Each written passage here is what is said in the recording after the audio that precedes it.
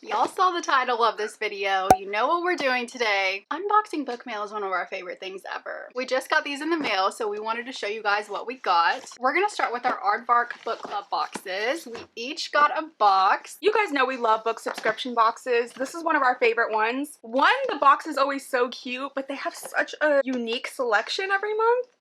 I'm excited. Why is it always The so bookmarks cute? this month are pink and green. There's a bingo card. I read a book set in the year I was born. That's fun. I supported a small bookish business. I reorganized my shelves at least 2 times or more. Yeah, I love that. Dude, this is so cool. Think inside the box. That's so cute. This first one I'm really excited for. It is The Eyes Are the Best Part by Monica Kim. Look at this cover, you guys. I'm obsessed with it. It's so creepy. It says, crying in H Mart meets my sister the serial killer in this feminist psychological horror about the making of a serial killer from a Korean American perspective. Does that not sound so good? Monica Kim's The Eyes Are the Best Part marks a bold new voice in horror that will leave readers mesmerized and craving more. I've been wanting to read more psychological horror, so I think this will be a perfect one. So the first one I have is This Summer Will Be Different by Carly Fortune. I did read Meet Me at the Lake by Carly Fortune, and I honestly didn't love it. But I can't just read one book from an author and then just cut them off. I have to give them another chance. So I'm hoping this will be different. Let's see. I actually don't even know what it's about. This summer they'll keep their promise. This summer they won't give in to temptation. This summer will be different. Lucy is the tourist vacationing at a beach house on Prince Edward Island. Felix is the local who shows her a very good time. The only problem, Lucy doesn't know he's her best friend's younger brother. Lucy and Felix's chemistry is unreal, but the list of reasons why they need to stay away from each other is long, and they vow to never repeat that electric night. How do you not know that's your best friend's brother? I remember this summary now. How So do you y'all are not know? friends. Maybe it's just like, oh yeah, I have a brother, but he's never been in the picture. It's like she's just never Like met she him. doesn't know her own brother? Yeah, because like how would you not know your best friend's Right. brother? Please. Excuses. I don't know. I think it sounds good. I'm hoping that it's done well and it's not like silly. I will be adding this to my summer TBR. Up next, I have Dreadful by Caitlin Rizakis. So it says, it's bad enough waking up in a half-destroyed evil wizard's workshop with no eyebrows, no memories, and no idea how long you have before the Dreadlord whoever shows up to murder you. It's a lot worse when you realize that the Dreadlord whomever is you. Gab isn't really sure how he ended up with a castle full of goblins or why he has a princess locked up in a cell. All he can do is play along with his own evil plans in hopes of getting his memories back before he gets himself killed. That's insane. Like, you wake up and you are the villain and you're like, I don't remember anything. I'm so interested to see what happens. This might be a good one for like October. The next one I have is Lies and Weddings by Kevin Kwan, which is the author of Crazy Rich Asians. I never read that, but I absolutely adored the movie, so I'm excited to read something by him. Let's see. A forbidden affair erupts dramatically amid a decadent Hawaiian wedding, and this hilarious, sophisticated, and thrillingly plotted story of love, money, murder, sex, and the lies we tell about them all. It sounds like Crazy Rich Asians. It does. When the Gresham family descends on the big island of Hawaii to host an event for Who's Who for the wedding of the decade, Rufus must merely flex his famous abs to bewitch the heiress of his choice. Is it like The Bachelor?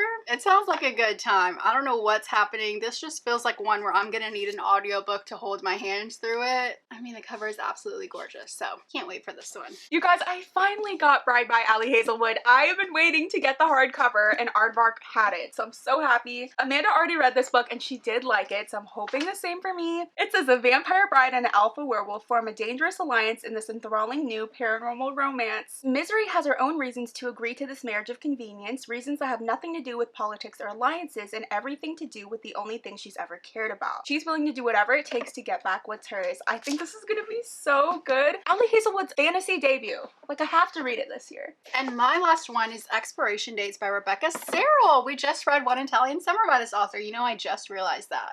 When I was picking this one, I didn't even... And it was good. One of the blurbs says, a romantic gem grabs you on page 1 and never lets go. Being single is like playing the lottery. There's always the chance that with one piece of paper, you could win it all. Daphne believes the universe has a plan for her. Every time she meets a new man, she receives a slip of paper with his name and number on it, and the exact amount of time that they will be together. The paper told her she'd spend 3 days with Martin in Paris, 5 weeks with Noah in San Francisco, and 3 months with Hugo, her ex-boyfriend turned best friend. Daphne has been receiving the numbered papers for over 20 years and has always wondered when there might be one without an expiration. Finally, the night of a blind date at her favorite Los Angeles restaurant, there's only a name, Jake.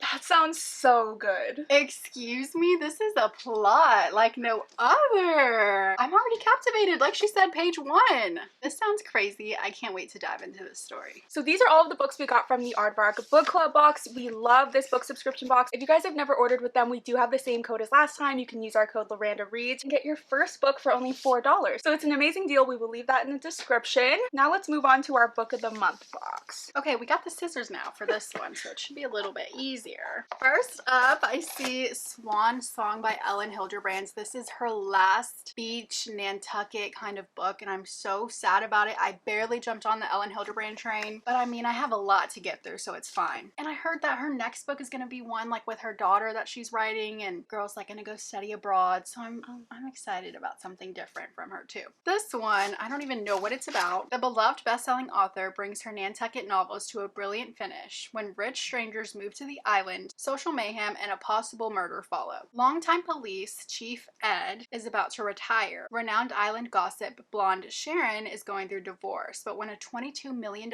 summer home is purchased by the mysterious Richardsons, how did they make their money exactly? This is shady. Ed, Sharon, and everyone else in the community are swept up in high drama.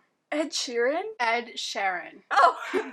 Like Ed and Sharon. Ed Sheeran, okay. I was like, holy, we got a cameo. Doing. We see what you're doing, Ellen. Ed and Sharon and everyone else in the community are swept up in the high drama. The Richardsons throw lavish parties, flirt with multiple locals, flaunt their wealth with their yacht, and raise impossible hopes for everyone they meet. When their house burns to the ground and a vital employee goes missing, the entire island is up in arms. The last of Ellen Hildebrand's best-selling Nantucket novels, Swan Song is a propulsive medley of glittering gatherings, sun-soaked drama, wisdom, and heart, featuring a colorful cast of characters, including the beautiful and timeless island of Nantucket itself. I can't wait for all of this drama. I have to read it this summer. Yeah. The $22 million home burns down. That's crazy. So the first book I got this month is Five Broken Blades by May Corlin. I have heard mixed things about this book, but I'm excited to read it nonetheless. I know this is kind of like an epic fantasy. It says, it's the season for treason. That is so funny. The king of Yusen must die. The 5 most dangerous liars in the land have been mysteriously summoned to work together for a single objective, to kill the god King June. They can agree on murder, they can agree on treachery, but for these 5 killers, each versed in deception, lies, and betrayal, it's not enough to forge an alliance. To survive, they'll have to find a way to trust each other, but only one can take the crown. Let the best liar win. It sounds good. I know that there's a very beautiful edition of this book that has like insane sprayed edges. So if I read this and decide I really love it, I might have to get another copy and get the sprayed edges because it's gorgeous. The next one I got is Not in Love by Allie Hazelwood. Y'all know we're Allie Hazelwood girlies. This wasn't even an actual monthly pick. It was an add-on. A forbidden secret affair proves that all's fair in love and science, from bestselling author Allie Hazelwood.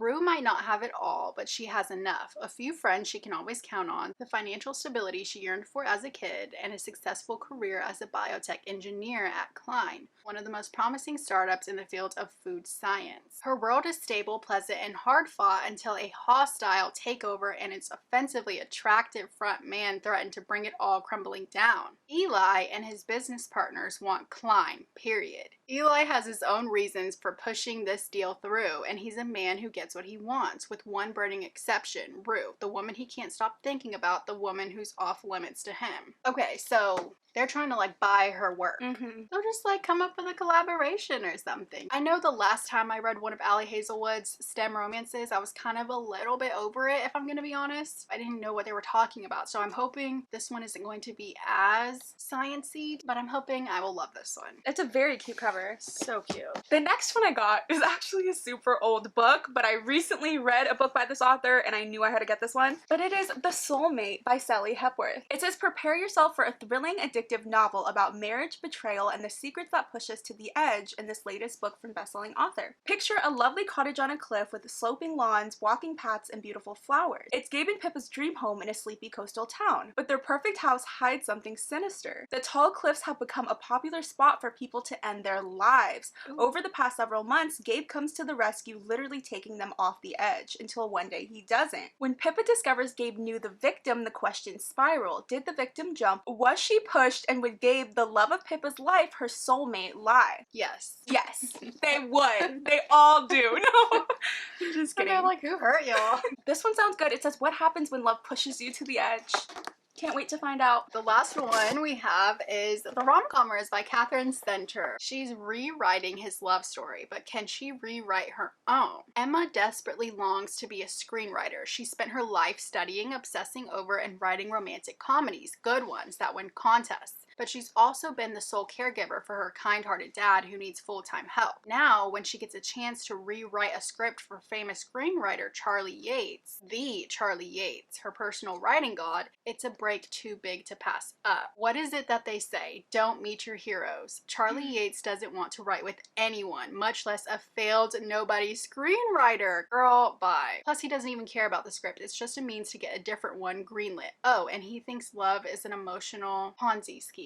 Okay, so he's grumpy and she's probably all cute and sunshiny. I don't know. I hope he's not that mean though, because I don't like that. So she's gonna rewrite his story? Yeah. Okay. I hope I enjoy their banter because I don't know if I loved that. He just sounds like he sucks, but I bet you he's like gooey once she gets to Maybe know there's him. a reason why he's like that. I'm And sure. we'll uncover it. I loved The Bodyguard by Catherine Center though, so I'm sure I'll love this one as well. The bookmark. Hold that plot. I love that. They changed the bookmarks. They did. They're like longer now. They They're more are. narrow. So these are the books that we got from Book of the Month. If you have not placed an order with them yet, you can get your first book for $5. So we will leave that linked in the description as well. But we clearly love Book of the Month. We I will know. always love Book of the Month. So highly recommend if you haven't purchased from them yet. So these are all of our books from our book subscription boxes. I'm actually really excited for a lot of these. Honestly, I could read all of these this summer. All of mine are kind of the same color scheme too, like blue, red, black. Yours are like all October and mine are like all summer. And that checks out. That's pretty much it for today's video though. Let us know in the comments what your favorite book subscription service is. I'm sure there's a bunch more we don't even know about, so leave them in the comments. Also make sure to join our Literal Besties book club if you haven't already. This month we are reading Funny Story by Emily Henry. I started it and I'm really liking it. Oh, good. So the link for that will be in the description as well. Thank you guys so much for watching. Make sure to like and subscribe if you haven't already, and we will see you guys next time. Lewis is the tourist. I see. Lewis is the... Her name is Lucy. I've been saying Lewis. I know, I thought it was Lewis. Interesting. Interesting. Okay. But instead a hot Mick. Oh, so this is like full fantasy? I don't know what is happening. A hot mink? Mick? Minx? Mick? Mike? Mike? What? Mike? Do we speak English? Let me see that. But instead, a hot Mick exposes a secret tryst. A volcanic eruption burns through the... Does an actual volcanic eruption burn through? I think so. And the family's... Plans and their reputation go up in flames. I can't tell if there's actually a volcano or if it's like a metaphor. No, I think this is actually happening. Did the victim jump? Was she pushed? And would Gabe love Pippa's life? Okay, what? Oh my god. Okay, this is... Look at how it's written stupid. Okay. When Pippa discovers Gabe... When Pippa discovers Gabe knew the victim, the question spiraled. Did the victim jump? Was she pushed?